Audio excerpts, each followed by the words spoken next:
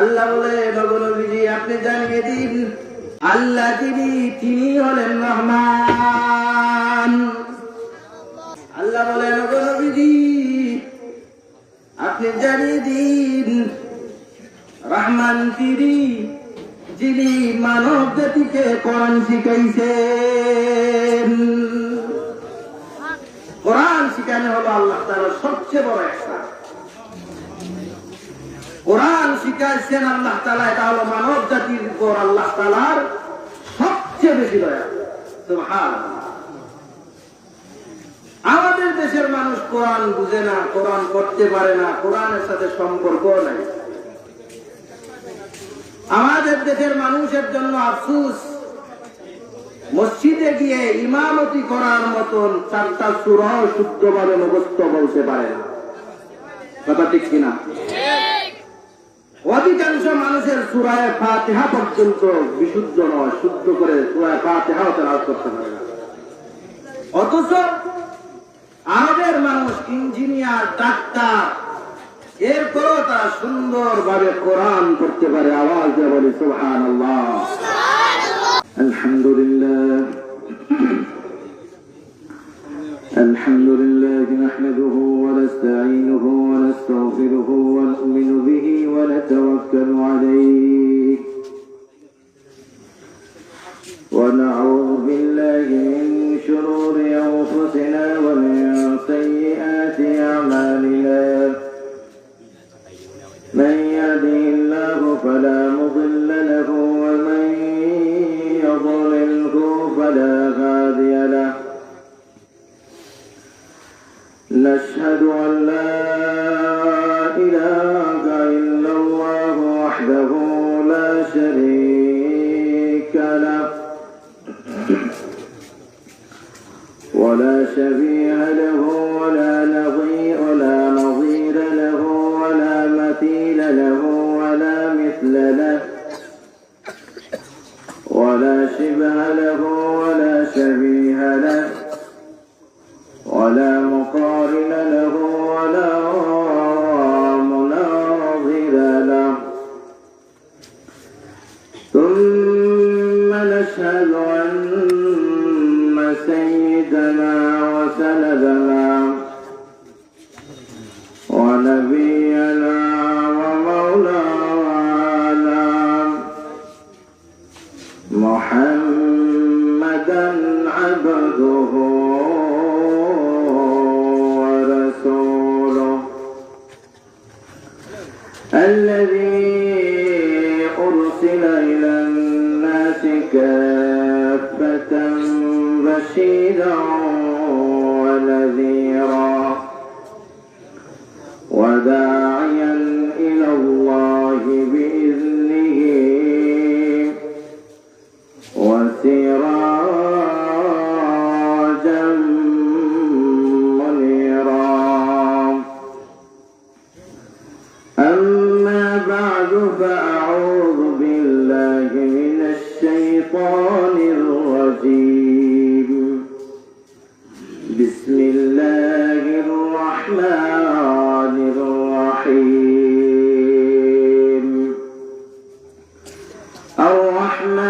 الرحمن علم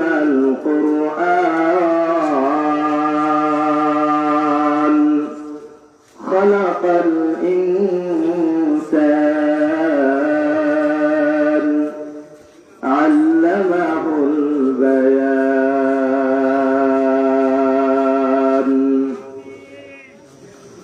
وقال النبي صلى الله عليه وسلم خيركم من تعلم القرآن وعلمه أو كما قال عليه الصلاة والسلام. صلى الله على سيدنا ومولانا محمد وعلى آله وأصحابه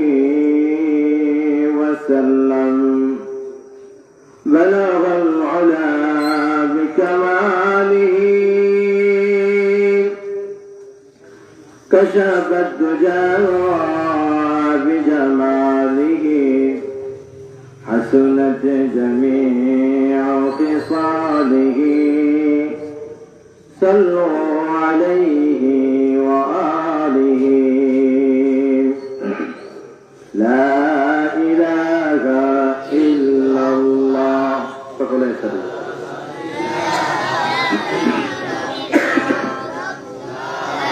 لا إله إلا الله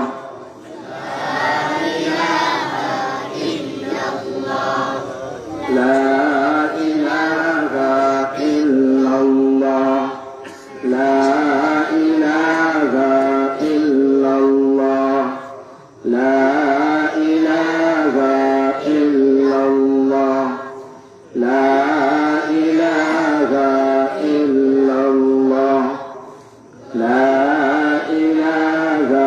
إلا الله لا إله إلا الله لا إله إلا الله لا إله إلا الله لا إله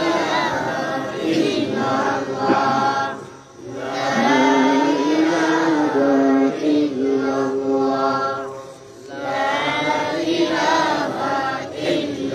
لا إله إلا الله محمد رسول الله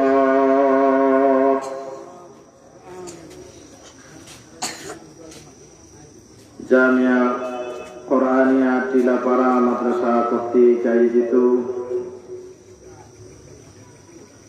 আজকের এই দ্বীনি জলসার এই অধিবেশনের সম্মানিত সভাপতি, মঞ্চে উপবিষ্ট উলামায়ে কেরাম, আমার সামনে উপবিষ্ট আমার অত্যন্ত প্রিয় প্রতিষ্ঠান, বিশেষ করে মাদ্রাসার ছাত্র ভাইয়েরা, এলাকার মুরব্বী বাবাজান, পর্দার আড়ালের মা বোনেরা, সর্বপ্রথমে আমরা শুকরিয়া আদায় করে সকলে উচ্চ সুরে বলে আলহামদুলিল্লাহ।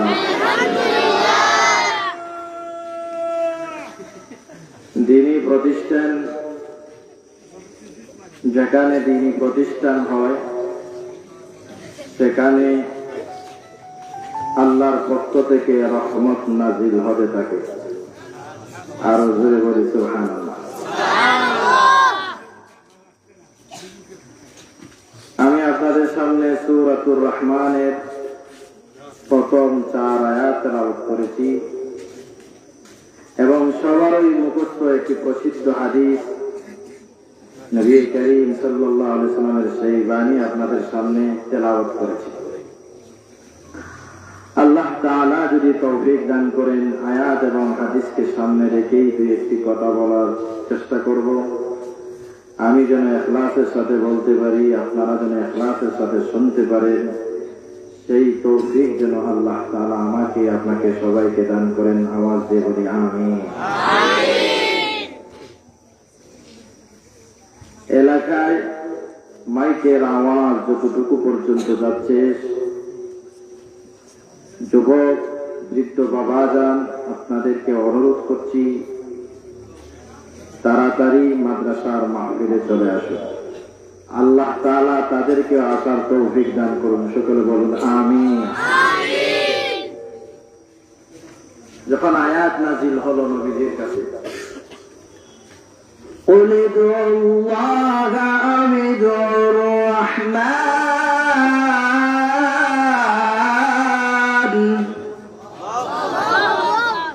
নবীজির কাছে আয়াত নাজিল হলো। নবী তাদেরকে বলেন, তারা আল্লাহকে আল্লাহ নামে ডাকুক আর রহমান নামে ডাকুক, কোন সমস্যা না। আল্লাহ যিনি, রহমান তিনি। আওয়াজ দিয়ে বলি সুবহানাল্লাহ।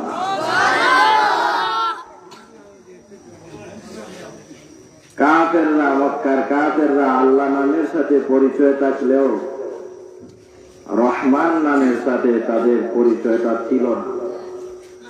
আল্লাহ তাআলার অনেক সুন্দর সুন্দর নাম আছে। আল্লাহ নামটা হলো আল্লাহ তাআলার জাতি নাম, আর এই আল্লাহ নাম ছাড়া ব্যতীত আল্লাহ তাআলার হাজার হাজার নাম রয়েছে। এর মধ্যে অন্যতম একটি নাম হলো রহমান। আল্লাহর অনেক নাম, সুন্দর সুন্দর অনেক নাম রয়েছে। স্বয়ং আল্লাহ তাআলা বলছেন ওয়ালাহুল আসমাউল হুসনা। আল্লাহ বলেছেন তার সুন্দর সুন্দর নাম রয়েছে। এর মধ্যে একটা নাম হলো রহমান। মক্কাবাসীরা বলল যে মানির রহমান, হু ইজ রহমান, রহমান আবার কে? তারা ভাবছে ইয়াহুদীদের 2 জন খোদা, খ্রিস্টানরা 3 জন খোদা, আর একটা ভিন্ন ধর্মী মানুষ আছে হিন্দু ধর্ম, সনাতন ধর্ম, তাদেরও হাজার হাজার খোদা, হয়তো মুসলমানেরও কয়েকজন খোদা।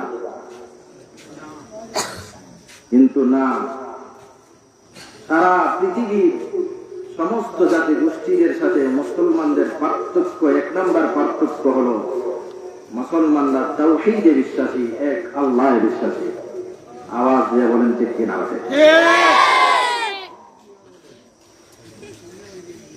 অনেকেই উপরওয়ালা বলে, কিন্তু সাথে সাথে শিরিক করে আল্লাহর সাথে। কিন্তু মুসলমান কাউকে আল্লাহর সাথে শরীক করে না। কথা ঠিক কিনা? এই জন্য মুসলমান মাজারে গিয়ে সেজদা দিতে পারে না। কথা ঠিক কিনা? যারা মাজারে গিয়ে সেজদা দেয় এরা মুসলমান নয়। কথা ঠিক কিনা? আর যারা মুসলমান তারা কখনোই মাজারে গিয়ে সেজদা দিতে পারে না। কথা ঠিক কিনা?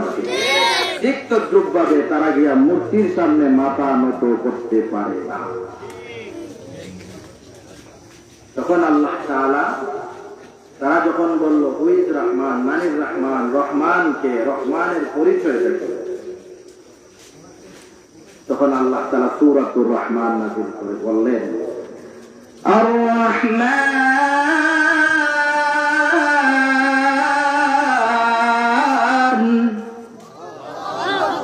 আল্লাহ বললেন রহমান তিনি। আর রহমান এখানে একটা তারকিব হলো খবর, মুবতাদা মাহযুফ, এটা হলো এক তারকিব। মূল ইবারত হলো আল্লাহু হুয়ার রহমান।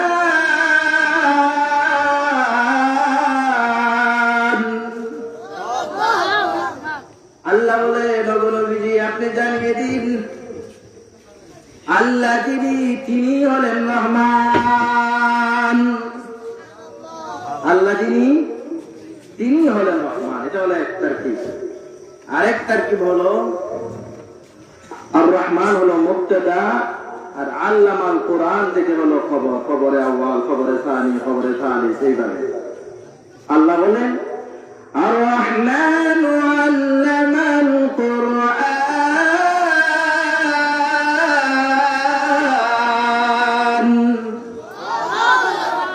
আল্লাহ বলেন নবী আপনি জানিয়ে দিন রহমান তিনি যিনি মানব জাতিকে কোরআন শিখাইছেন। কোরআন শিখানো হলো আল্লাহ তাআলার সবচেয়ে বড় একটা। কোরআন শিখাইছেন আল্লাহ তাআলা, এটা হলো মানব জাতির উপর আল্লাহ তাআলার সবচেয়ে বেশি দয়া। সুবহানাল্লাহ। আমাদের দেশের মানুষ কোরআন বুঝে না, কোরআন পড়তে পারে না, কোরআনের সাথে সম্পর্ক নাই। আমাদের দেশের মানুষের জন্য আফসোস, মসজিদে গিয়ে ইমামতি করার মতন 4টা সূরা শুদ্ধভাবে মুখস্থ বলতে পারে না। কথা ঠিক কিনা? অধিকাংশ মানুষের সূরা ফাতিহা পর্যন্ত বিশুদ্ধ নয়, শুদ্ধ করে সূরা ফাতিহাও তেলাওয়াত করতে পারে না। অথচ আরবের মানুষ ইঞ্জিনিয়ার, ডাক্তার, এরপরও তারা সুন্দরভাবে কোরআন পড়তে পারে। আওয়াজ দিয়ে বলি সুবহানাল্লাহ। আমার সাথে একজন মিশরি মানুষের সাক্ষাৎ হলো। ওনার নাম হলো আব্দুর রহমান আল মিসরি। আমি বললাম, আসসালামু আলাইকুম ওয়া রাহমাতুল্লাহ, কাইফা হালুকা ইয়া আখি। আল্লাহ, আসসালামু আলাইকুম, হে আল্লাহর বান্দা, হে আমার ভাই, কেমন আছেন? তিনি বললেন, আলহামদুলিল্লাহ, আনা বিখাইর, আমি ভালো আছি। আমি বললাম, মিনাই দাউলা আনতা, আপনি কোন দেশের অধিবাসী? তিনি বললেন, আনা মিন দাউলাতি মিসর। হাল তারিফুল মিসর? তিনি বললেন, আমি মিশরের বাসিন্দা। আমাকে বললেন, আপনি কি মিশর চিনেন? আমি বললাম, হাযিহি দাওলা মাশহুরাতুন ফিল আলাম ইসলামী। এটা ইসলামী বিশ্বে মুসলমান দেশে মিশর অত্যন্ত প্রসিদ্ধ একটা দেশ। কিভাবে চিনব না? কাইফা লা আ'রিফু, কিভাবে আমি চিনব না? আমি ওনাকে বললাম, মিশরের মানুষ খুবই চমৎকার ভাবে কোরআন তেলাওয়াত করে। আব্দুস সামাদ আল, একজন কারি বাসিত আমরা নামে যারা চিনি, উনিও কিন্তু মিশরের বাসিন্দা। কথা ঠিক কিনা? কোরআন, মিশরের মানুষ খুব চমৎকার কোরআন তেলাওয়াত করতে পারে। আমি ওনাকে বললাম, ইয়া আখি, মিনাই মাজা তাফআল, আপনি কি করেন, কি কাজ করেন? সে বলে, আনা আদরুস ফিল জামিয়া। তিনি বললেন, আমি ইউনিভার্সিটিতে পড়ি। আমি বললাম, মারহাবান, আহলান বিকা ইয়া আখি, আমার ভাই, আপনাকে স্বাগত, ওয়েলকাম। কি আইয়ি কুল্লিয়াতিন তাদরুস, আপনি কোন ডিপার্টমেন্টে পড়ালেখা করেন? কোন কুল্লিয়াতে পড়ালেখা করেন? কোন ডিপার্টমেন্টে পড়ালেখা করেন? কোন বিভাগে পড়ালেখা করেন? সে আমাকে বলল, আনা আদরুসু ফি কুল্লিয়াতিল হান্দাসা, আমি ইঞ্জিনিয়ারিং ডিপার্টমেন্টে পড়ালেখা করি। এরপরে আমি ওনাকে বললাম, হাল আনতা তা'রিফু শাইআন আনিল কোরআন, আপনি কি কোরআন সম্পর্কে কিছু জানেন, বুঝেন?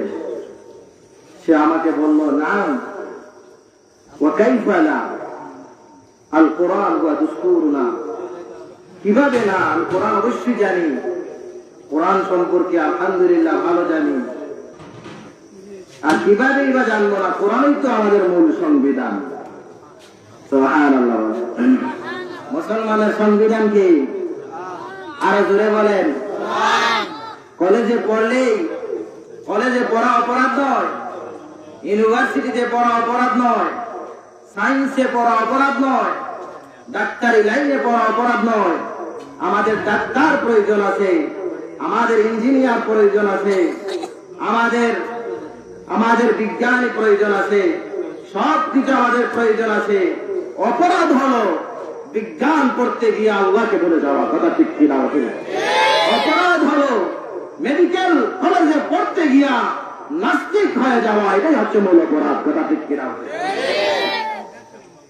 কবি বলেন, কলেজেতে পড়ো তুমি, পার্কে ঘুরো, আপত্তি নাই চরকে ঝুলো, হাওয়াতে উড়ো, একটি কথা স্মরণ রেখো আমি অদমের, একটি কথা স্মরণ রেখো আমি অদমের, আল্লাহ এবং হাকিকতকে বলো নিজের। মূল কথা হচ্ছে আল্লাহকে বলা যাবে না, মূল কথা হলো আল্লাহর নবীকে বলা যাবে না, মূল কথা হলো কোরআনকে বলা যাবে না। কথা ঠিক কিনা? হচ্ছে।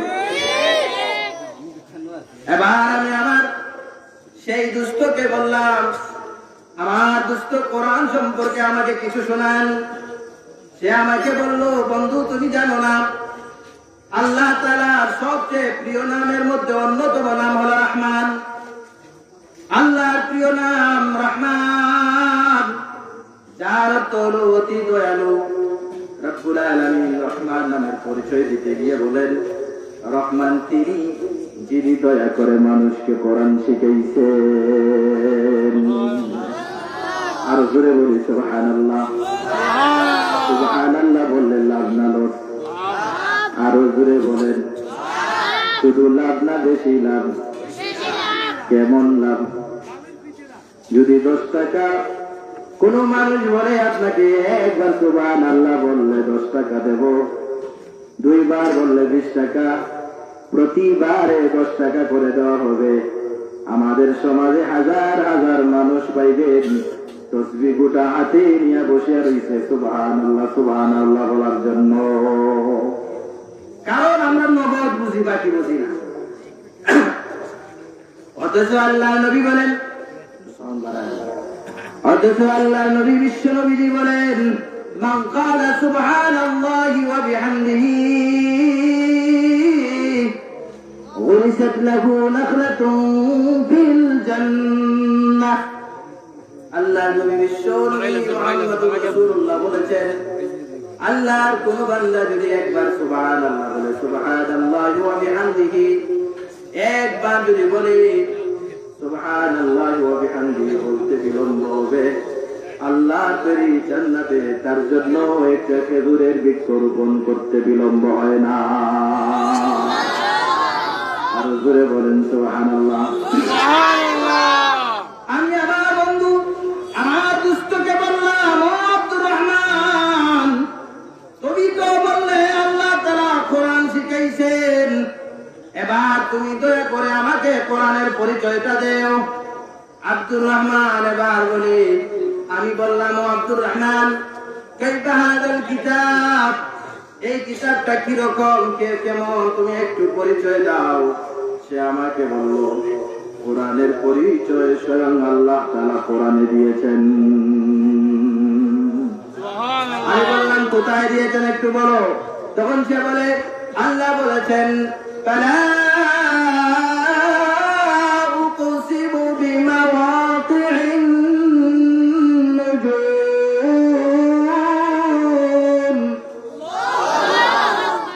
সে বলল, আল্লাহ তাআলা কসম করলেন, বললেন মাওয়াকি'ন নুজুমের কসম। মাওয়াকি'ন নুজুম কি? মাওয়াকি'ন নুজুমের বাংলা অর্থ হলো তারকারাজি পতিত স্থল। النجوم نجمুনের বহুবচন নুজুম, মাওকি'নের বহুবচন মাওয়াকি'। মাওকি'ন পতিত স্থল, জায়গা। আর নুজুম অর্থ হলো তারকারাজি, স্টার। তারকারাজি পতিত হওয়ার স্থলের কসম আল্লাহ বললেন। বললাম মাওয়াকি'ন নুজুম বুঝলাম না। বর্তমান বিজ্ঞান বলে সুন্দর করে আমাদেরকে বুঝায় বলে, মাওয়াকি'ন নুজুম সম্ভবত ওইটাই হতে পারে, আসমানের মধ্যে তারকা আছে, পৃথিবীর যে সূর্যটা 13 লক্ষ গুণ বড়। কত লক্ষ গুণ? 13 লক্ষ গুণ বড় সূর্যটা। আমাদের লাইটটা আমাদের প্যান্ডেলের চেয়ে ছোট, ঠিক কিনা? প্যান্ডেলটাই গ্রামের চেয়ে ছোট, গ্রামটাই পৃথিবীর দেশ থেকে দেশের চেয়ে ছোট, এই দেশটা পৃথিবীর চেয়ে ছোট। এই পৃথিবীটা 13 লক্ষ গুণ একত্র করলে সূর্যের সমান হবে। আওয়াজ দিয়ে বলে সুবহানাল্লাহ। এই আকাশের মধ্যে হাজার হাজার সূর্যের, লক্ষ লক্ষ সূর্যের মতো তারকা বানিয়ে দিয়েছেন কে? আরো জোরে বলি কে? আল্লাহ বলেন, এই যে তারকারাজি গুলো বানালেন, বিজ্ঞান বর্তমান বলে ব্ল্যাক হোল নামে একটা জিনিস তারা আবিষ্কার করেছে। ব্ল্যাক হোল নাম, ব্ল্যাক হোল বাংলা যাকে আপনি বলতে পারেন কৃষ্ণ গহ্বর।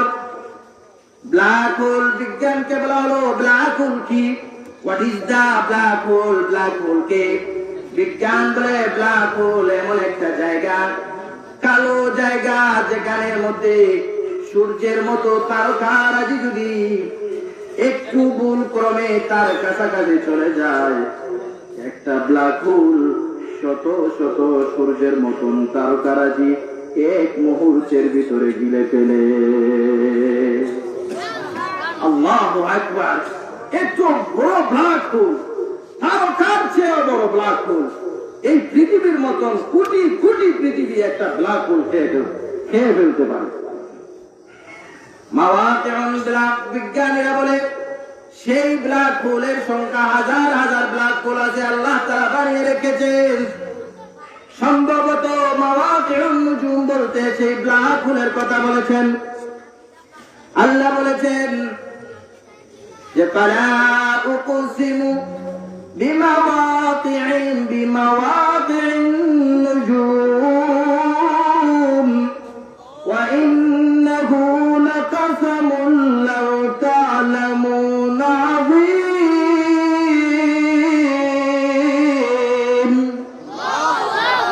আল্লাহ জানেন ভালো করে মাওয়াকিন নুজুমের এই কসমটা আমাদের কাছে মনে হবে স্বাভাবিক কসম। আল্লাহ বলেন না রে, এটা হচ্ছে এই যে শপথটা, এটা বিশাল বড় শপথ, যদি তোমরা জানতে। এরপর আমার দুস্থ বলল, এরপরে আল্লাহ তাআলা কসম খাওয়ার পরে বললেন কোরআন এমন একটি গ্রন্থ পৃথিবীর অন্য কিতাবের মতো না। আল্লাহ বললেন ওয়া ইন্নাহু লাকুরআনুন কারীম। সুবহানাল্লাহ। আল্লাহ তাআলা বললেন এই কোরআনটা তোমরা মনে করতে পারো স্বাভাবিক গ্রন্থ, স্বাভাবিক কিতাবের মতো, তোমরা ভাবতে পারো তাওরাতের মতো, ইনজিলের মতো। না না না, কোশ্চেন কালো না। এই কোরআনটাকে সম্মানিত, আল্লাহ বলেন নিশ্চয় তা হচ্ছে সম্মানিত কোরআন। আমি আমার বন্ধুকে বললাম তুমি বললে কোরআন সম্মানিত, আয় কোরআন সম্মানিত, আয় কোরআনকে যদি তারা ধারণ করবে তারা কি সম্মানিত হবে? আমার বন্ধু বলে অবশ্যই অবশ্যই তারা সম্মানিত হবে। তুমি কি দেখো না এ কোরআনকে আল্লাহ তাআলা লাইলাতুল কদর রমজান মাসে নাযিল করলেন, এই জন্য গোটা রমজানকে দামি বানিয়ে দিলেন কে? আরো জোরে বলেন কে? আল্লাহ তাআলা এই কোরআনকে যে রাত্রিতে নাযিল করলেন সেই রাত্রিকে দামি বানিয়ে দিলেন। শুধু তাই না গো, এই কোরআনকে যে নবীর উপর নাযিল করলেন সেই নবী হলেন সবার শ্রেষ্ঠ। কথা ঠিক কিনা? আরো জোরে বলেন ঠিক কিনা? এই জন্য এই কোরআনকে যারা ধরবে, এই কোরআনকে যারা বহন করবে তাদেরকে সম্মানিত বানিয়ে দিবেন কে? আমি এবার বললাম আমার বন্ধু এরপরে কি বলেন? আল্লাহ তো বললেন কোরআন সম্মানিত গ্রন্থ, এরপরে বলো বন্ধু আমার এই কোরআনকে কি যে কোনো মানুষ ধরতে পারবে, ছুঁইতে পারবে, স্পর্শ করতে পারবে? তখন সে বলে না, লা ইয়ামাসসুহু ইল্লাল মুতাহহারুন।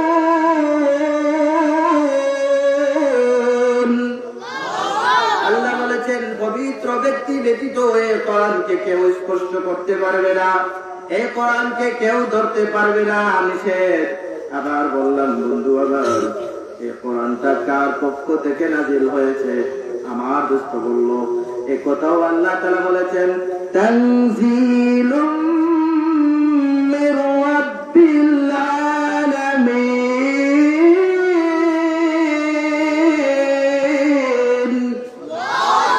আল্লাহ বলেন এই যে তানজিলুন আই মুনাজ্জালুন, মাসদার বমানা মাফউল, তানজিলুন আই মুনাজ্জালুন, কার পক্ষ থেকে? মুনাজ্জালুন অর্থ অবতীর্ণ, কার পক্ষ থেকে অবতীর্ণ হয়েছে? বন্ধু আমাকে বলো। সে বলল আল্লাহ বলেছেন বিশ্ব প্রতিপালক, বিশ্বকে যিনি বানাইছেন, মহাজগৎকে যিনি বানাইছেন, মহাজগতের প্রতিপালকের পক্ষ থেকে কোরআন অবতীর্ণ। আরো জোরে বলেন সুবহানাল্লাহ।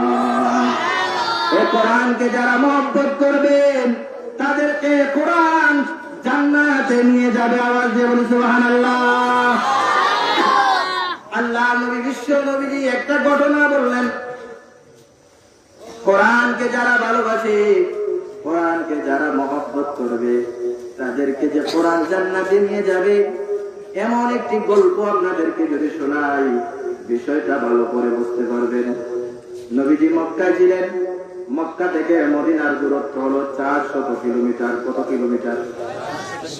আমাদের এখান থেকে ঢাকা হয়তো 300 বা এরকম 400 বা 350 কিলোমিটার হবে। মক্কা থেকে মদিনার দূরত্ব হলো 400 কিলোমিটার দূরে। আল্লাহর নবী মক্কা ছেড়ে যখন মদিনায় গেলেন, প্রথমেই অবস্থান করলেন কুবা নগরীতে। কোন নগরীতে? কুবা নগরীতে। আল্লাহ নবী যখন কুবা নগরীতে অবস্থান করলেন, মসজিদে নববী থেকে প্রায় 7-8 কিলোমিটার দূরে কুবা নগরীতে অবস্থান করার পরে আল্লাহ নবী এখানে একটা মসজিদ বানালেন। মসজিদের নাম হলো মসজিদে কুবা। মসজিদে কুবা এমন একটা বরকতময় মসজিদ, এমন একটা দামি মসজিদ। নবী করিম সাল্লাল্লাহু আলাইহি ওয়াসাল্লাম প্রতি শনিবারে নিজের ঘরে ওযু করে এই মসজিদে কুবায় গিয়ে 2 রাকাত নামাজ পড়তেন। এরপরে আল্লাহ নবী বলেন, যারা ভালো করে ওযু করে এই মসজিদে কুবাতে আসিয়া 2 রাকাত নামাজ পড়বে, 2 রাকাত নামাজ পড়তে বিলম্ব হবে, তার আমলনামায় একটা মকবুল উমরার সওয়াব যেতে বিলম্ব হবে না। আর জোরে বলি সুবহানাল্লাহ। মসজিদে কুবার ইমাম বানিয়ে দিলেন আল্লাহ নবী একজন সাহাবীকে। নাম হলো কুলসুম ইবনে হিদাম রাদিয়াল্লাহু তাআলা আনহুকে মসজিদে কুবার ইমাম বানালেন নবী করিম সাল্লাল্লাহু আলাইহি ওয়াসাল্লাম। আর আল্লাহর নবী চলে গেলেন মসজিদে, বর্তমানে মসজিদে নববী যেখানে আছে সেখানে চলে গেলেন। হযরতে কুলসুম ইবনে হিদাম রাদিয়াল্লাহু তাআলা আনহু মসজিদে কুবার ইমামতি শুরু করলেন। ফজরের নামাজ শুরু করলেন। ফজরের নামাজে সূরা ফাতিহা পড়ার পরে হযরতে কুলসুম ইবনে হিদাম রাদিয়াল্লাহু তাআলা আনহু প্রথমে সূরাতুল ইখলাস পড়লেন। কুল হুয়াল্লাহু আহাদ। সূরা নাম কি? আমাদের গ্রামগঞ্জে সবাই বলে কুল হুয়াল্লাহু আহাদ, ঠিক না? হযরতে কুলসুম ইবনে হিদাম রাদিয়াল্লাহু তাআলা আনহু প্রথমে কুল হুয়াল্লাহু পড়লেন। এরপরে আরেকটা সূরা মিলাইলেন, লম্বা পড়লেন। 2 নম্বর রাকাতের জন্য দাঁড়ালেন, সূরা ফাতিহা পড়লেন, আবার কুল হুয়াল্লাহু পড়লেন। এরপরে সূরা অন্য একটা সূরা পড়লেন, নামাজ শেষ করলেন। মুসল্লিরা একে অপরের সাথে কথাবার্তা শুরু করে দিল। ইমাম সাহেব তিনি কিভাবে নামাজ পড়ান? প্রত্যেক রাকাতে কুল হুয়াল্লাহ, প্রত্যেক রাকাতে কুল হুয়াল্লাহ। আরেকজন বলল, একটু অপেক্ষা করো, যোহরের নামাজ আসলো। যোহরের নামাজ পড়লেন। এবার বলেন, যোহরের নামাজে ইমাম সাহেব কি বললেন? মুসল্লিরা শুনছেনি না? আপনাদের অঞ্চলে শোনা যায়? ইমাম সাহেব যোহরের নামাজ পড়লেন, শোনা গেল না। আসরের নামাজ পড়া হলো, শোনা গেল না। মাগরিবের নামাজ যখন আসলেন, মুসল্লিরা কিন্তু ফজরের চেয়ে আরো বেশি সমবেত হলেন। ইমাম সাহেব কি নামাজ বাবা এবার কিভাবে নামাজ পড়ান দেখবো। ইমাম সাহেব এবার আবার সূরা ফাতিহা পড়লেন, কুল হুয়াল্লাহু পড়লেন, অন্য একটা সূরা মিলালেন। 2 নম্বর রাকাতে দাঁড়ালেন, সূরা ফাতিহা পড়লেন, কুল হুয়াল্লাহু পড়লেন, এরপরে অন্য সূরা মিলালেন। নামাজ শেষ হলো। মুসল্লিদের আলোচনা আরো বেড়ে গেল। কারণটা কি? প্রত্যেক রাকাতেই কুল হুয়াল্লাহু, কুল হুয়াল্লাহু, কুল হুয়াল্লাহু। কারণটা কি? এশার নামাজে কি অবস্থা? ফজরের নামাজে কি অবস্থা? পরের দিন মাগরিবের নামাজের কি অবস্থা? এশার নামাজের কি অবস্থা? এক সপ্তাহ নামাজ পড়ালেন, প্রত্যেক ওয়াক্তের প্রত্যেক নামাজে কুল হুয়াল্লাহু পড়লেন, সূরাতুল ইখলাস পড়তে লাগলেন। মুসল্লিরা আলোচনা শুরু হয়ে গেল। কিছু মুসল্লি সাহস করিয়া ইমামের সামনে গেলেন। ইমাম সাহেব, হুজুর আপনি প্রত্যেক নামাজে কুল হুয়াল্লাহু পড়েন, কারণটা কি? ইমাম সাহেব, হুজুর কুল হুয়াল্লাহু ছাড়াও অন্য যে কোনো সূরা পড়লেও তো নামাজ যথেষ্ট। আপনি সূরা ফাতিহা যেভাবে প্রত্যেক রাকাতে পড়েন, কুল হুয়াল্লাহু একই প্রত্যেক রাকাতে পড়েন। নতুন কোন মাসআলা আসছে নাকি? কুল হুয়াল্লাহু ছাড়া নামাজ হবে না, এরকম কোন মাসআলা আসছেনি? ইমাম সাহেব বলেন, না, মাসআলা নতুন কোন মাসআলা সেটাই। তাহলে মুসল্লিরা বলে, আগামী থেকে কুল হুয়াল্লাহ বাদ দিয়া অন্যান্য সূরা দিয়ে নামাজ পড়াইবেন। ইমাম সাহেব বললেন, নামাজ যদি আমার পিছনে পড়তে হয় এইভাবেই পড়তে হবে, যদি বেশি বাড়াবাড়ি করো ইমামতি চাইরা দিমু। সুবহানাল্লাহ। ওই যুগের ইমাম আর আমাদের যুগের ইমাম অনেক পার্থক্য। আমরা তো ইমামকে একদম সস্তা পাইছি। নবী যুগের ইমাম ছিলেন তারা, যারা ওই যুগের মধ্যে শ্রেষ্ঠ ছিলেন, তারা ইমামতির আসনে বসতেন। আর আমাদের দেশে, আমাদের সমাজে ইমাম কারা? সূরা ফাতিহাও শুদ্ধ করে পড়তে পারে না, এরকম বহু মানুষ আছে ইমাম। কথা ঠিক কিনা? আমাদের সমাজে কিছু মানুষ মাদ্রাসায় পড়ে অথচ কোরআন শুদ্ধ হয় না। ঠিক কিনা? ঠিক। আমি বলবো না মাদ্রাসাগুলো, সব মাদ্রাসাগুলো আমাদের। কিছু মাদ্রাসা এরকম অবস্থা হয়ে গেছে যে ছাত্রদের সূরা ফাতিহা পর্যন্ত শুদ্ধ হয় না। আলহামদুলিল্লাহ, কওমি মাদ্রাসাগুলো প্রত্যেকটা নুরানি ছাত্র থেকে নিয়ে দাওরা হাদিসের ছাত্র পর্যন্ত প্রত্যেকের মেজরিটি ছাত্রদের সূরা ফাতিহা সহ কোরআন তেলাওয়াত বিশুদ্ধভাবে তেলাওয়াত করতে পারে। কথা ঠিক কিনা? আর জোরে বলেন ঠিক কিনা? বাংলাদেশের যত মসজিদ আছে, যত মসজিদের ইমাম কওমি মাদ্রাসার সন্তান, আলহামদুলিল্লাহ আরামের সাথে নিঃসন্দেহে আপনি নামাজ পড়তে পারবেন, কারণ আপনার ভিতরে এই কথার গ্যারান্টি আছে যে এই ইমাম সাহেবের তেলাওয়াত শুদ্ধ হবে। কথা ঠিক কিনা? এই কওমি মাদ্রাসার অবদান, অনেক অবদান। সৌদি আরবের 80% মসজিদে ইমামতি করতেছে কওমি মাদ্রাসার সন্তান। আওয়াজ দিয়ে বলি সুবহানাল্লাহ। কম বড় কথা না। আরব যেখানে কোরআন নাযিল হয়েছে, যে দেশে কোরআন অবতীর্ণ হয়েছে, যে দেশের মানুষ কোরআনের ভাষা আরবিতে কথা বলে, সেই দেশের মানুষ ইমামতি যার পিছনে নামাজ পড়ে, তারা হচ্ছে আপনার সন্তান, আমার সন্তান, কওমি মাদ্রাসার সন্তান। আওয়াজ দিয়ে বলি আল্লাহু আকবার। বলছিলাম ওই সাহাবী বললেন, আমার পিছনে যদি নামাজ পড়তেই হয় এইভাবে নামাজ পড়াবো, আর যদি ভালো না লাগে ইমামতি ছেড়ে দেব। সাহাবায়ে কেরাম, পিছনে মুসল্লিয়ানে কেরাম ভাবলেন বেশি কথা বলা যাবে না। প্রতি শনিবারে বিশ্ব নবীজি মসজিদে কুবাতে আসেন, আমরা নবীজি আসলে নবীজিকে অভিযোগ দেব। নবীজি আসলেন, মুসল্লিরা বললেন, ওগো নবীজি, আপনি যে ইমাম দিলেন কুলসুম ইবনে হিজাম রাদিয়াল্লাহু তাআলা আনহুকে, তিনি প্রত্যেক নামাজে কুল হুয়াল্লাহ পড়েন, সূরাতুল ইখলাস পড়েন। আল্লাহ নবী ইমামকে ডাক দিয়ে বললেন, কারণটা কি? প্রত্যেক নামাজে কুল হুয়াল্লাহ পড়ান, কারণটা কি? আলান্তা তুহিব্বুহা, তুমি কি সেই সূরাতুল ইখলাসকে বেশি ভালোবাসো নাকি? তিনি বলেন, ওগো নবীজি, আমি সূরাতুল ইখলাসকে এত পছন্দ করি, এত ভালোবাসি, প্রত্যেক রাকাতে যদি আমি সূরাতুল ইখলাস না পড়ি আমার মনের তৃপ্তিটা যেন পরিপূর্ণ হয় না।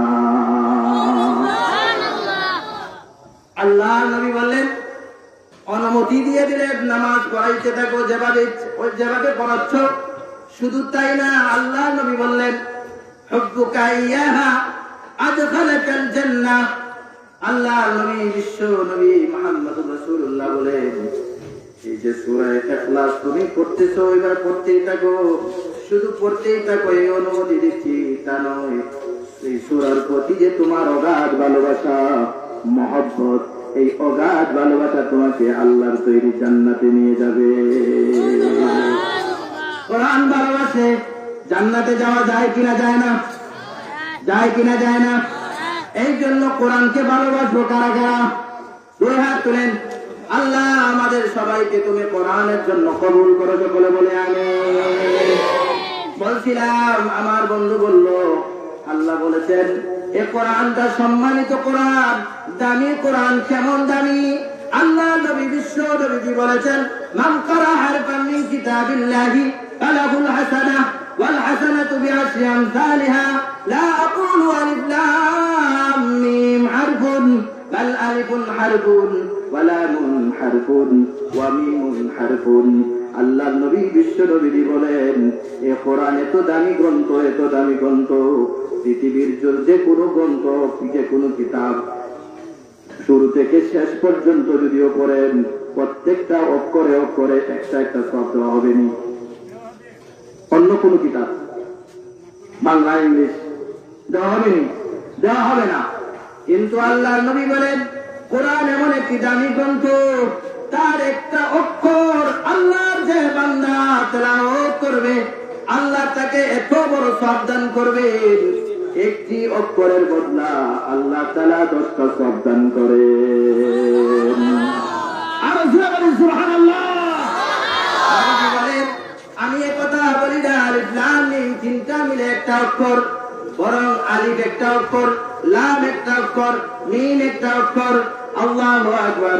আল্লাহ নবী কথা বোঝাতে চান, কোন মানুষ যদি আল্লাহর কোন বান্দা যদি আলিফ লাম মিম এই তিনটা অক্ষর পড়ে পড়তে লিখতে হবে, সঙ্গে সঙ্গে আল্লাহ তাআলা তার আমলনামায় 10টা সওয়াব দিতে বিলম্ব হবে না। শুধু তাই না, হযরত আব্দুল্লাহ ইবনে আব্বাস রাদিয়াল্লাহু তাআলা আনহু বলেন, মুসান্নাফ ইবনে আবি শায়বা নামক একটা গ্রন্থ আছে, 16 খণ্ডে বিশাল গ্রন্থ। মুসান্নাফ ইবনে আবি শায়বার মধ্যে অধিকাংশ হলো নবীজির সাহাবীদের আকওয়াল, সাহাবায়ে কেরামের কথা এই কিতাবের ভিতরে উল্লেখ হয়েছে। মুসান্নাফ ইবনে আবি শায়বার ভিতরে হানাফি মাযহাবের অধিকাংশ দলিল মুসান্নাফ ইবনে আবি শায়বার মধ্যে পাওয়া যায়। আব্দুল্লাহ ইবনে আব্বাস বলেন, মুসান্নাফ ইবনে আবি শায়বার 10 নম্বর খণ্ডের ভিতরে উল্লেখ হয়েছে। আব্দুল্লাহ ইবনে আব্বাস রাদিয়াল্লাহু তাআলা আনহু বলেন, তিনি বলেছেন, যামিনাল্লাহু লিমান কারাল কুরআন, যে কোরআন পড়ে, কোরআন শিখে, আল্লাহ তাআলা তার জন্য 2টা বিষয়ের জিম্মাদারি নিয়ে নেন। আর শুনে বলেন সুবহানাল্লাহ। কয়টা বিষয়? 2টা বিষয়। 1 নম্বর হলো আল্লাহ ইয়াদিল্লা ফিদ দুনিয়া, যারা বেশি বেশি কোরআন পড়বে, যারা বেশি বেশি কোরআন শিখবে। 1 নম্বর হলো আল্লাহ ইয়াদিল্লা ফিদ দুনিয়া, দুনিয়ার জীবনে সে গুমরাহি হবে না। আরো ধীরে বলি সুবহানাল্লাহ। দুনিয়ার জীবনে সে গুমরাহি হবে না। কোরআন যে বেশি বেশি পড়বে, সে হককে বাতিলকে বুঝতে পারবে। আওয়াজ দিয়ে বলি সুবহানাল্লাহ। আমাদের উস্তাদ একজন বলতেন, যদি কোনো মানুষ সাধারণ মানুষ, আম মানুষ, স্কুল কলেজ ইউনিভার্সিটির মানুষ, সেও যদি কোরআন পড়ে, প্রতিদিন কোরআন পড়ে, আল্লাহ তাআলা তার হৃদয়ের ভিতরে এমন একটা নূর দান করবেন, সেই নূর দ্বারা সে একথা বুঝতে পারবে, এই আলেম গুলো হলো সত্যবাদী আলেম, এই আলেম গুলো হলো মিথ্যাবাদী আলেম। সুবহানাল্লাহ বলেন না? আর 2 নম্বরটা কি? 2 নম্বর হলো হযরত আব্দুল্লাহ ইবনে আব্বাস বলেন, 2 নম্বর হলো আল্লাহ ওয়ালা ইয়াসকা ফিল আখিরাহ, সে আখিরাতের জীবনে, মরণের পরে কবরের জীবনে, ফুলসিরাতের জীবনে, হাসরের জীবনে সে কখনোই হতভাগা হবে না। আর জোরে বলেন সুবহানাল্লাহ। শুধু তাই না, আল্লাহর বিশ্ব নবীজি বলেন, ইকরাউল কুরআন, আল্লাহর নবী বলেছেন তোমরা কোরআন পড়ো। অন্য বর্ণনায় আছে তাআল্লামুল কুরআন, তোমরা কোরআন শিখো। এক বর্ণনায় আছে ইকরাউল কুরআন, তোমরা কোরআন পড়ো। কোরআন পড়ার কথা বললে শুধু রিডিং পড়লে হবে, অনুবাদ বুঝলে বুঝেন, না বুঝলেও কোনো সমস্যা নাই। বুঝে পড়লো সব দিবেন, না বুঝে পড়লো সব দিবেন কে? এটা হলো কোরআনের বৈশিষ্ট্য। পৃথিবীর অন্য গ্রন্থ বুঝে বুঝে পড়তে হয় উপকার পাওয়ার জন্য, আর কোরআন এমন একটি কিতাব, সেটিকে না বুঝেও যদি রিডিং করেন, আপনার আমলনামায় সওয়াব দিবেন কে? আল্লাহ নবী বলেন, তাআল্লামুল কুরআন ফাইন্নাহু ইয়াতি ইয়াউমাল কিয়ামাতি শাফিআন লিআসহাবিহি। আল্লাহ নবী বিশ্ব নবীজি বলেন, কোরআন তোমরা পড়ো, কারণ কোরআন কোরআন কোরআন বলনেওয়ালার জন্য কিয়ামতের দিন উকিল হয়ে অ্যাডভোকেট হয়ে আল্লাহর দরবারে দাঁড়ায় যাবে। আর জোরে বলেন সুবহানাল্লাহ। বলে যেতে পড়ো তুমি, বলছিলাম কোরআন পড়তে হবে, কোরআন শিখতে হবে, কোরআনের প্রতি মনোযোগ দিতে হবে। শুনেন ভালো করে, কোরআন কত দামি, এ কোরআন কত ভারী। আল্লাহ তাআলা বললেন, আসমান বানালেন, জমিন বানালেন, আসমান জমিন সব কিছু বানানোর পরে আল্লাহ আসমানকে বললেন, হে আসমান, আমি তোকে কোরআন দিতে চাই। আসমান বলল, রব্বুল আলামিন, কোরআনে তো দামি, কোরআনে তো ভারী, আমি আসমান বহন করতে পারবো না, আমি সহ্য করতে পারবো না আল্লাহ, আমি অপারগ। আল্লাহ এবার বললেন, আল্লাহ তাআলা এবার জমিনকে বললেন, হে জমিন, তুই তো আমার বড় সৃষ্টি, আসমান বড় সৃষ্টি, জমিন এবার বড় সৃষ্টিকে আল্লাহ বললেন, হে জমিন, তোর মধ্যে আমি কোরআন রাখতে চাই, শরীয়তে ইসলামকে রাখতে চাই, কোরআনকে রাখতে চাই।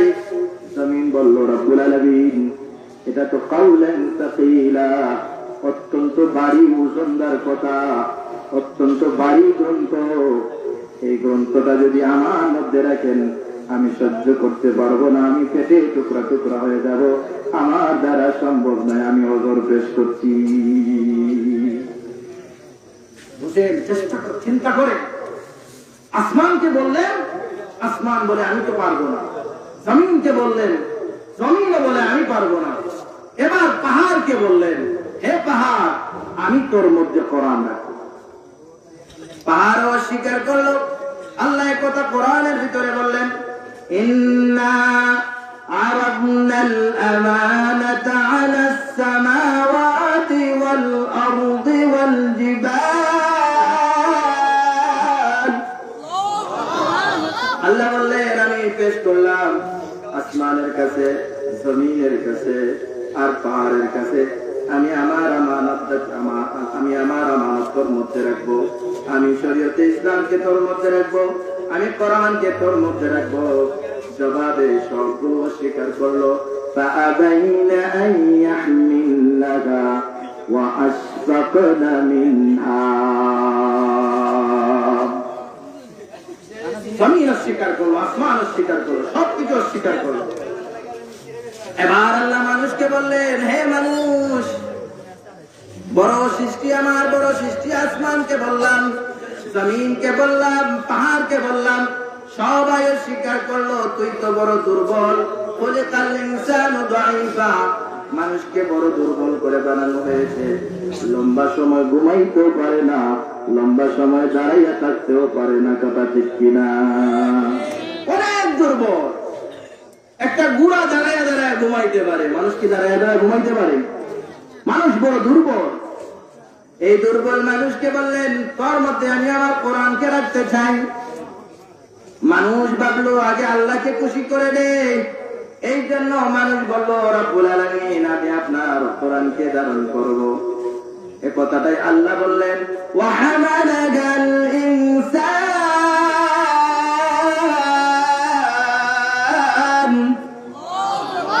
আল্লাহ বললেন, মানুষ কোরআনকে নেওয়ার জন্য, বহন করার জন্য সম্মতি জানালো।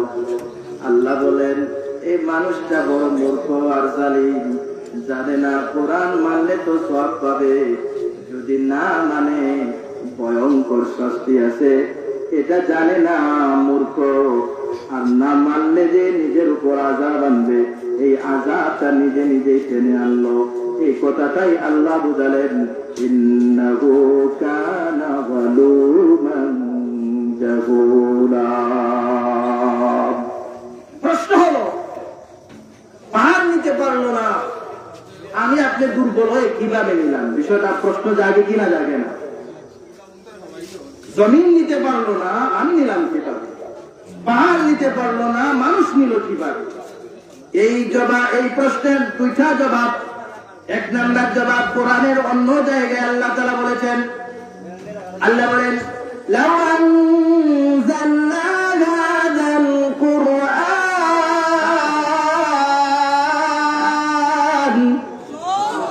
আল্লাহ বলেন, লাউ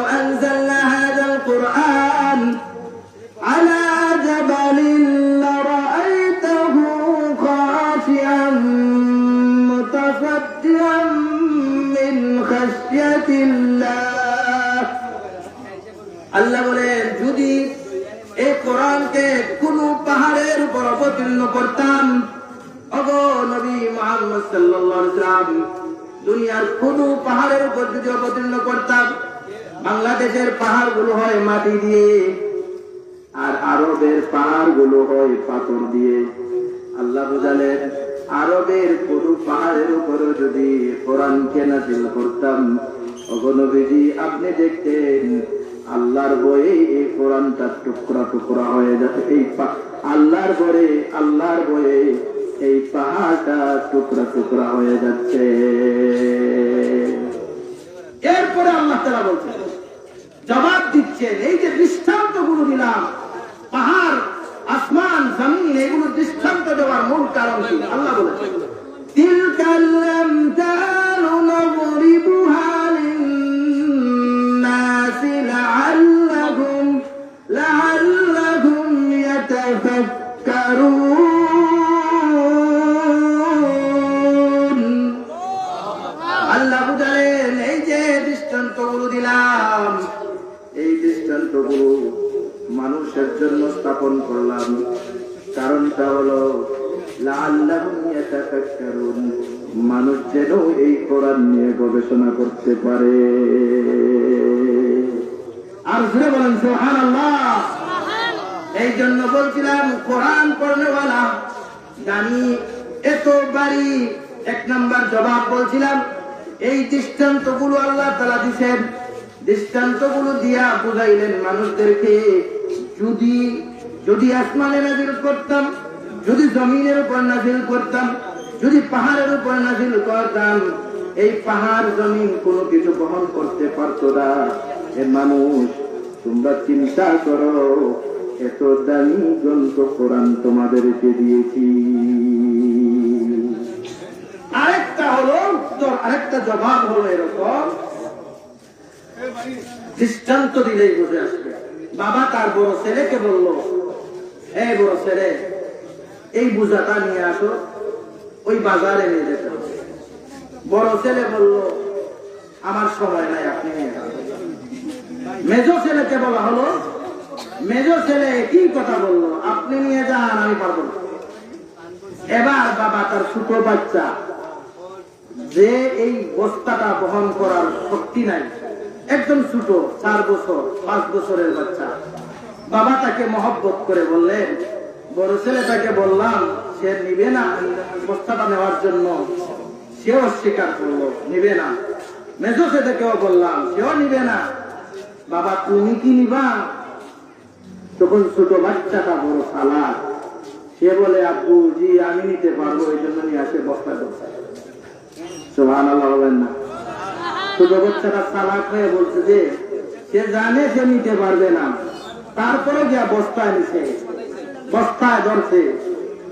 তখন বাবা খুশি হয়ে তার গালে চুমু খাইলেন আর বললেন, তুই নিতে হবে না, নিবে এই বস্তা কাজের লোক, কামলা বেটা, সে নিয়ে যাবে। বাজারে কাজের লোকটা নিয়ে গেল আর বলল, মানুষ বলে যদি এই বস্তাটা খেয়ে নিছে, ওই আমার ছোট ছেলেই না দিয়ে মূলত বহন করছে গোলাম, কিন্তু ছোট বাচ্চাকে সাথে সাথে নিয়ে গেছে, ওজনটা ছোট বাচ্চার মাথায় দেয় নাই, ওই গোলামে মাথায় ওজনটা নিছে আর ছোট বাচ্চাকে দেখাইছে যে তোরা বড় ছেলেরা আমাকে সহযোগিতা করলে না, আমার এই ছোট বাচ্চা সহযোগিতা করলো।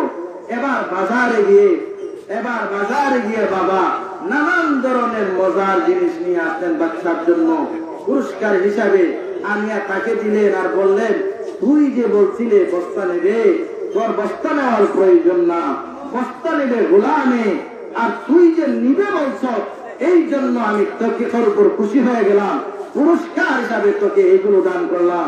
ঠিক তদ্রুপভাবে আল্লাহ আসমানকে বললেন তুই নিবে, জমিনকে বললেন তুই নে, পাহাড়কে বললেন তুই গ্রহণ কর, সবকিছু অস্বীকার করলো। মানুষ যখন বলল আমি নেব, আল্লাহ তাআলা বললেন তোরাই নেবে, তোরাই বহন করবে। কোরআনের ওজনকে দুনিয়াতে আমি কমায়া দিলাম, দুনিয়াতে আমি ওজনকে কমায়া দিলাম। আর আমার বান্দা তুই ভালো করে শুন, তুই 1 অক্ষর পড়বে, আমি আল্লাহ তোকে 1 অক্ষরের বদলা 10টা সওয়াব দান করব। আর ঘুরে বলি সুবহানাল্লাহ। তবে এমন না, আমার দুস্থ বাবা জানরা ভালো করে শুনেন, কিয়ামতের দিন আল্লাহ তাআলা যার সিনার ভিতরে কোরআন থাকবে তাকে আল্লাহ এত সম্মানিত করবেন, এত মর্যাদা দান করবেন। হযরতে আয়েশা বলেন, মুসান্নাফ ইবনে আবি শায়বার ভিতরে হযরতে আয়েশা রাদিয়াল্লাহু তাআলা বলেন, ইন্না আদাদা দারাজিল জান্নাতি আলা আদাদি আয়াতিল কুরআন।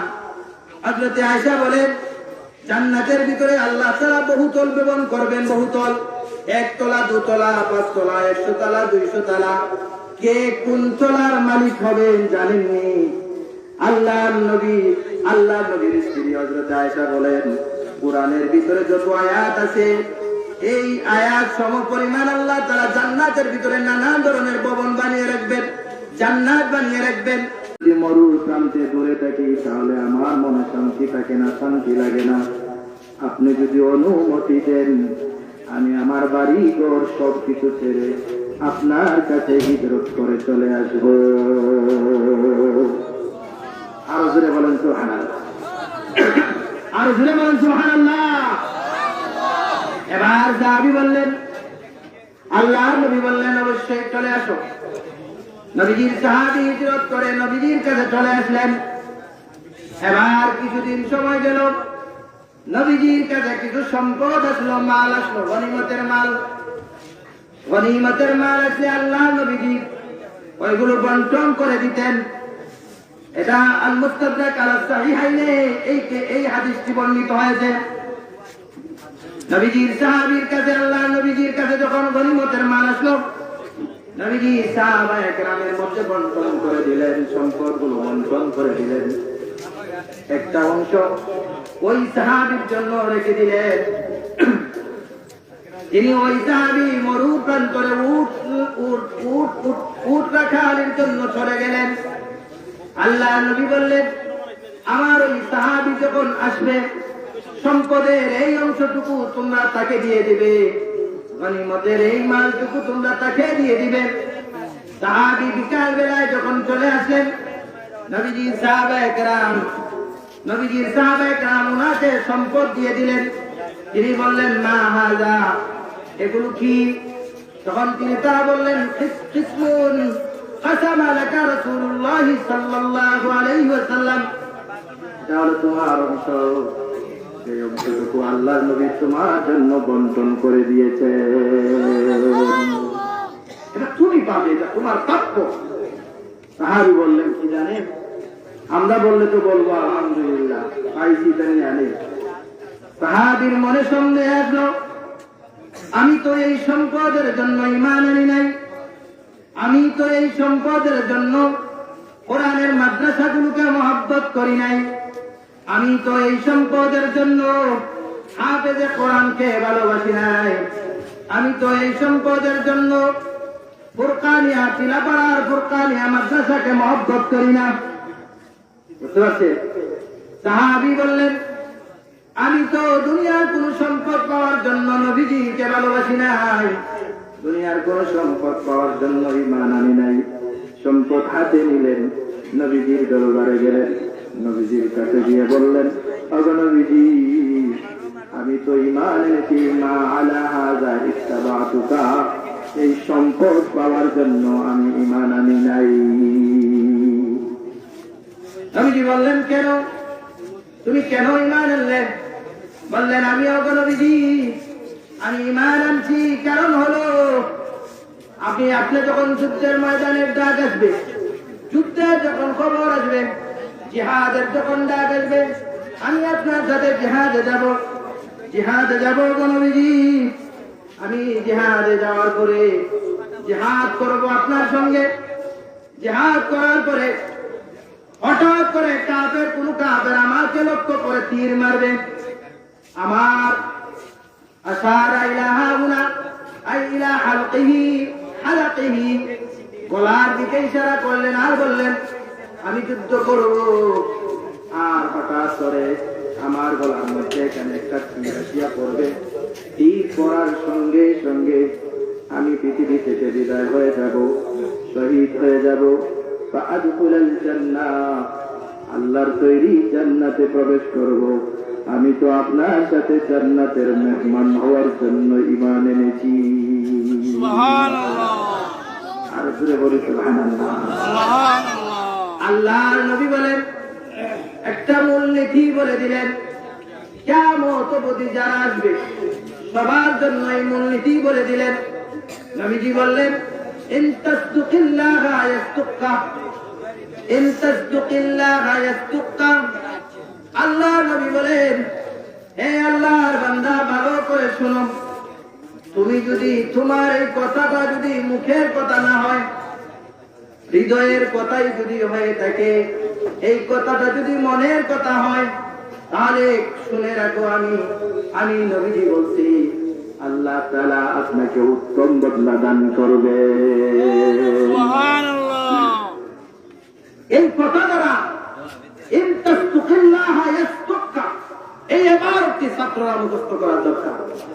ইন তাসদুকিল্লাহা ইয়াসদুকা, যদি তুমি সত্য বলো, যদি তোমার কথাটা মুখের কথাই হয়ে থাকে, তুমি যদি সত্যিই আল্লাহকে ভালোবাসো, তুমি যদি সত্যি নবীকে ভালোবাসো, তুমি যদি সত্যি কোরআনের মাদ্রাসাকে ভালোবাসো, তুমি যদি সত্যি কোরআনে হাফিজকে ভালোবাসো, তুমি যদি সত্যি ইসলামকে ভালোবাসো, তুমি যদি সত্যি নবীকে ভালোবাসো, নিঃসন্দেহে আল্লাহি, আল্লাহর কসম, আল্লাহ তোমাকে দুনিয়াতে ইজ্জত দিবেন, আখিরাতে ইজ্জত দিবেন। কথা ঠিক কিনা? ওঠে। তুমি যদি সত্যি কোরআনকে ভালোবাসো, তাহলে যখন কোন আলেম সংসদে যাওয়ার জন্য, ইসলামকে প্রতিষ্ঠা করার জন্য নির্বাচনে যাবেন, তখন আপনার ভোটটা ওই আলেমকে দিবেন। কথা ঠিক কিনা? ওঠে।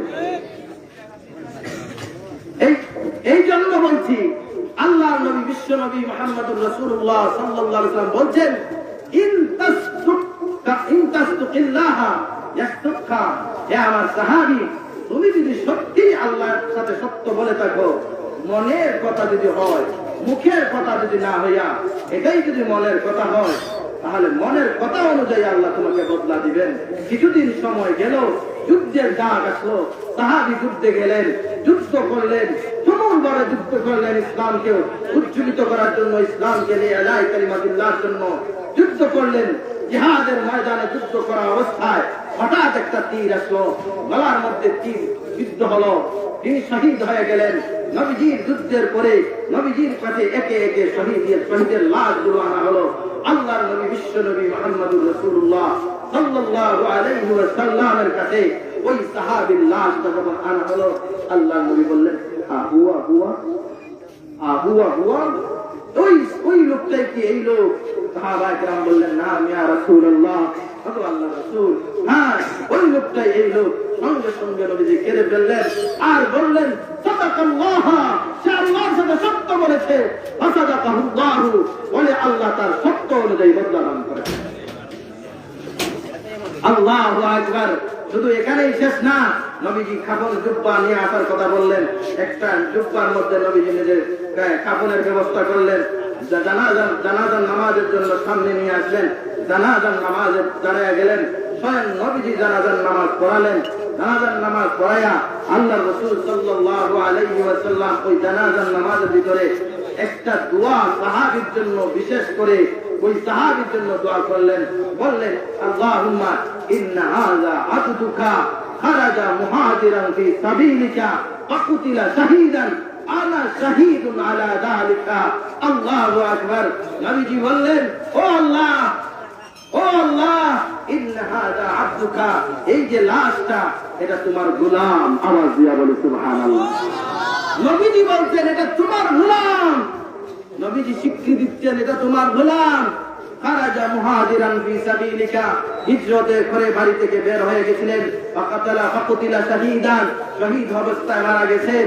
এই যে হিজরত করে বাড়ি থেকে বের হলেন, শহীদ অবস্থায় মারা গেলেন, এর জন্য দুনিয়ার কোন মানুষ সাক্ষীর দরকার নাই, স্বয়ং আমি নবী এ ব্যাপারে সাক্ষী। আরো জোরে বলেন সুবহানাল্লাহ। আপনারা সবাই কি এই মাদ্রাসাকে দিল দিয়া মহব্বত করেন? কারা কারা মহব্বত করেন? দুই হাত তুলি, বলি নারে তাকবীর।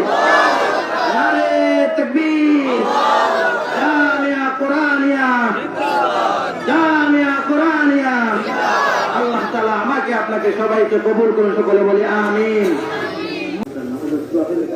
हमको कोई माफ कर दी कोई আলহামদুলিল্লাহ, اللهم لك الحمد كله، اللهم لك الشكر كله، اللهم رزقتنا مجانا، اللهم خلقتنا مجانا، فاغفر لنا مجانا يا رب العالمين। رب العالمين يا الله يا ارحم الراحمين, যা বললাম রব্বুল আলামিন এর মধ্যে থেকে যা ভুল ত্রুটি হয়ে গেছে তুমি রব্বুল আলামিন ক্ষমা করে দাও। আর রব্বুল আলামিন সঠিক কথাগুলো যা শুনলাম শুনাইলাম, ইয়া আল্লাহ এর উপর আমল করার তৌফিক দান করো। রব্বুল আলামিন জামিয়া কোরআনিয়া মাদ্রাসারে তুমি কবুল আর মঞ্জুর করো। রব্বুল আলামিন জামিয়া কোরআন, ইয়া আল্লাহ জামিয়া কোরআনিয়া তিলাওয়াত এই মাদ্রাসারে, এই মাদ্রাসায় যারা সহযোগিতা করছেন ইয়া আল্লাহ তুমি তাদের হায়াতের মধ্যে বরকত দান করো। আল্লাহ ভূমি দাতা, ইয়া আল্লাহ পরামর্শ দাতা, টাকা পয়সা দিয়া লজিং দিয়া যারা সহযোগিতা করতেছেন রব্বুল আলামিন তাদের হায়াতের মধ্যে তুমি বরকত দান করো, রিজিকের মধ্যে বরকত দান করো, তাদেরকে আসমানে জমিনে বানানো জীবন থেকে হেফাজত করো। রব্বুল আলামিন এই মাদ্রাসার আলো, এই মাদ্রাসার আলো দিয়া আল্লাহ অত্র এলাকাকে আলোকিত করে দাও। রব্বুল আলামিন ইয়া আল্লাহ ইয়া আরহামার রাহিমিন, ইয়া আল্লাহ মরণ পর্যন্ত তোমার নবীর তরিকার উপর চলার তৌফিক দান করো। রব্বুল আলামিন সুন্নাহ নিয়ে কবরে যাওয়ার তৌফিক দান করো। ফজর ওয়ালা নামাজি বানাও রব্বুল আলামিন, ফজর ওয়ালা নামাজি বানাও রব্বুল আলামিন, ফজর ওয়ালা নামাজি বানাও, জামাতে নামাজ পড়নে ওয়ালা বানাও, তাকবীরে উলার সাথে নামাজ পড়নে ওয়ালা বানাও। আল্লাহ ইয়া আরহামার রাহিমিন, আমাদের দিন ধরে তুমি ইখলাস ওয়ালা দিন বানায় দাও। আমাদের ভিতরে কোনো প্রকার রিয়া দিও না আল্লাহ, লোক দেখানি দিও না। রব্বুল আলামিন আমাদের তোমার মুখলিস বান্দা হিসাবে কবুল আর মঞ্জুর করো। হাজার দুরূদ ও সালাম নবীর দরবারে পৌঁছে দাও। ওয়াসসালাতু ওয়াসসালামু আলা নবিয়্যিল আমিন, আলহামদুলিল্লাহি রাব্বিল আলামিন।